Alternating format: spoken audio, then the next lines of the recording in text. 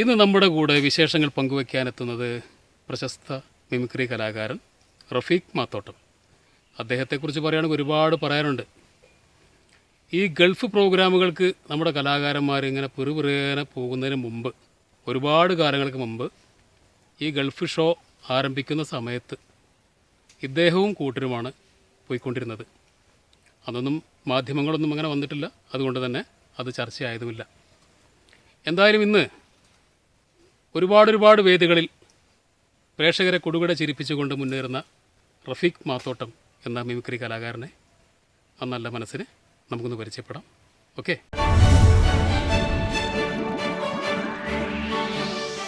അപ്പോൾ ഇതാണ് ഞാൻ പറഞ്ഞ റഫീഖ് മാത്തോട്ടം.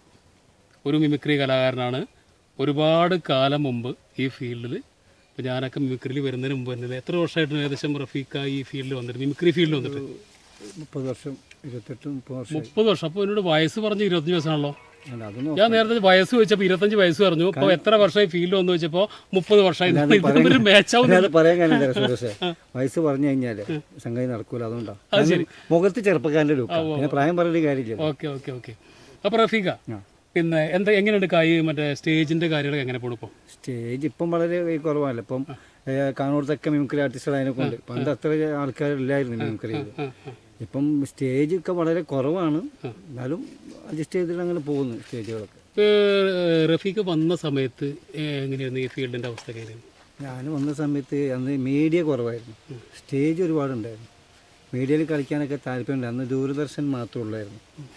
പിന്നെ സൂര്യ TV ക്ലിക്കായി നിൽക്കുന്ന സമയത്താണ് സൂര്യ TV വരുന്നത്. സൂര്യ TVയിൽ ഒരു പരിപാടി ഞാൻ എല്ലാവരും കൂടി, അന്ന് ജാഫർക്ക് എല്ലാവരും കൂടി ഒരു പരിപാടി നമ്മളെ മാമുക്കോൻ്റെ മോൻ സാറ് പ്രൊഡ്യൂസ് ചെയ്തുകൊണ്ട് ചെരികമ്മ 007 എന്ന പരിപാടി.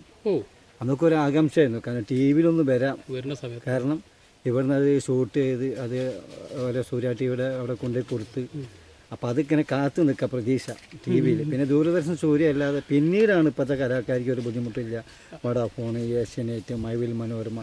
ഇപ്പം ഫ്ലോർ ഇഷ്ടം പോലെ ആർട്ടിസ്റ്റ് കിട്ടാനുണ്ട്. ഇപ്പോൾ ഒരുപാട് ഓപ്പർച്യൂണിറ്റീസ്. നമുക്ക് കലാകാരനാണെങ്കിലും അല്ലെങ്കിൽ മിമിക്രി ആർട്ടിസ്റ്റ് ആണെങ്കിലും പാട്ടുകാരനാണെങ്കിൽ എന്താണെങ്കിലും ശരി, ഒരുപാട് ഓപ്പർച്യൂണിറ്റീസ് ഉണ്ട് അല്ലേ? അത് ഉപയോഗിക്കണം അല്ലേ? ഇപ്പോൾ അത് സ്റ്റേജിൽ ഫ്ലോറിൽ കയറി നമ്മളെ കഴിവ് കാണിച്ചാൽ മതി. അന്നൊരു ഫ്ലോറിൽ കഴിവുണ്ടെങ്കിൽ ഫ്ലോർ കിട്ടാനില്ല. പിന്നെ അതുമാത്രമല്ല സൗണ്ട് സിസ്റ്റങ്ങളും വളരെ കുറവാണ്. ഇപ്പം ഡിജിറ്റൽ ഒരുപാട് സൗണ്ട്സുകൾ ഇറങ്ങി. പണ്ടൊക്കെ ഒരു ആംപ്ലിഫയറിൽ ഒരു 3-4 കൂടി ഒരു മൈക്ക് വെച്ച് പരിപാടി നടത്താം.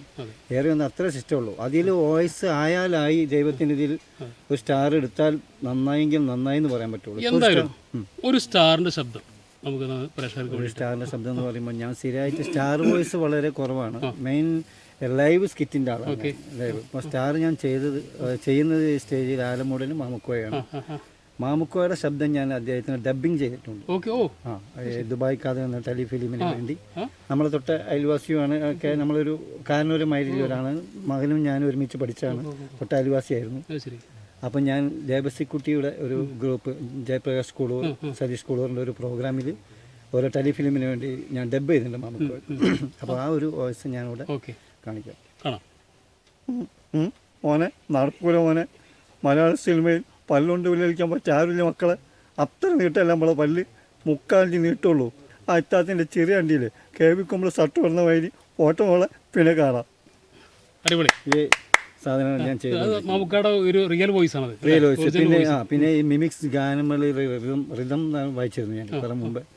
നമ്മളെ ഈ കൊച്ചിൻ രസിക ഇതൊക്കെ വായിക്കുന്ന മാതിരി മിമിക്സ് ഗാനമേളയിൽ കൊച്ചിൻ കലാകാരൽ അങ്ങനെ ടീമുകളിലൊക്കെ ഞാൻ ഈ മിമിക്സ് റിതം വായിച്ചിരുന്നു. അപ്പോൾ റിതം സെക്ഷൻ അത്യാവശ്യം വായിക്കാൻ സാധ്യതയുണ്ട്, ചെയ്യാറുണ്ട്. അപ്പോൾ നമ്മളിപ്പോൾ കമ്പോസറിൻ്റെ ഒക്കെ സാധനം വായിക്കാൻ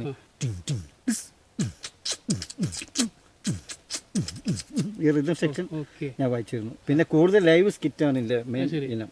അപ്പോൾ നമ്മുടെ ഈ ലൈവ്, ഞാൻ ഇക്കാടെ ലൈവ് കണ്ടിട്ടുണ്ട്. നമ്മുടെ ഈ ചില പാട്ടുകൾ പല രീതിയിൽ പാടുന്നത് അല്ലേ? നമ്മൾ പരിചയപ്പെടുന്നതിന് മുമ്പ് വന്നിട്ട് സ്റ്റേജ് ഞാൻ നിൽക്കാടെ കണ്ടിട്ടുണ്ട്. അപ്പൊ അന്ന് എനിക്ക് ഭയങ്കര ആരാധന, പരിചയപ്പെടാനൊക്കെ ആഗ്രഹം. അപ്പൊ നമ്മുടെ അസീസ് ചുങ്കത്തറ മിമിക്രി ആർട്ടിസ്റ്റ് പുള്ളിയാണ് നമ്മുടെ ഈ വഴി തുറന്നു തന്നിട്ടുള്ളത്. പുള്ളിയാണ് മെയിൻ വെച്ചാൽ ഈ മലപ്പുറം ഭാഗത്ത് ഞാൻ ആദ്യമായിട്ട് പരിചയപ്പെടുന്നതും ഒരുപാട് സ്റ്റേജ് കളിച്ചതും അസീസ് ചുങ്കത്തല ഞാനാണ്.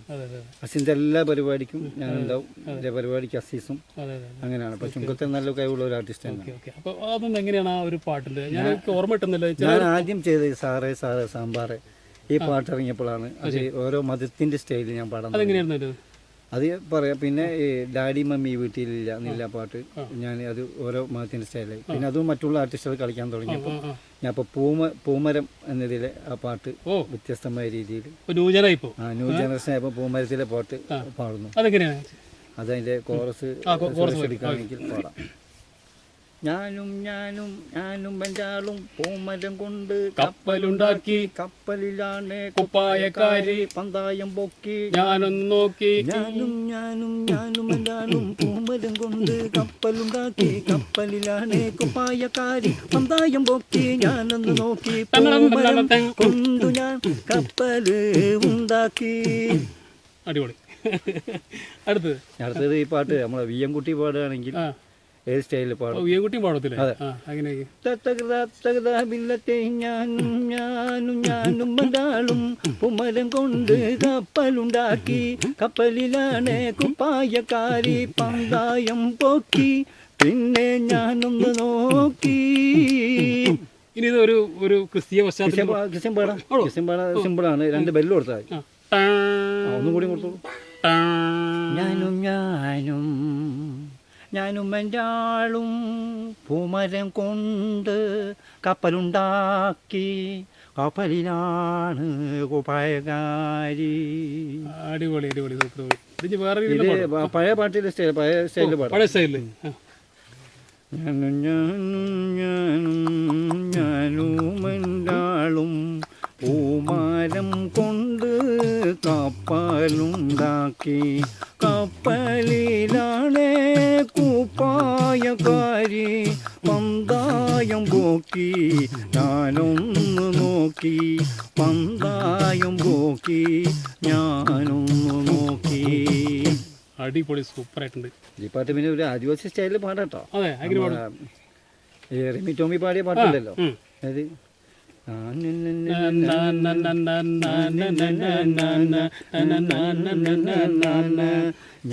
ഞാനും ഞാനും എൻ്റെ ആളും പൂമരം കൊണ്ട് കപ്പലുണ്ടാക്കി കപ്പലിലാണ് കുപ്പായക്കാരി പന്തായം പൊക്കി ഞാനൊന്ന് നോക്കി. ഞാനും ഞാനും ഞാനും എൻ്റെ ആളും പൂമരം കൊണ്ട് കപ്പലുണ്ടാക്കി കപ്പലിലാണ് കുപ്പായക്കാരി പന്തായം പൊക്കി ഞാനൊന്ന് നോക്കി.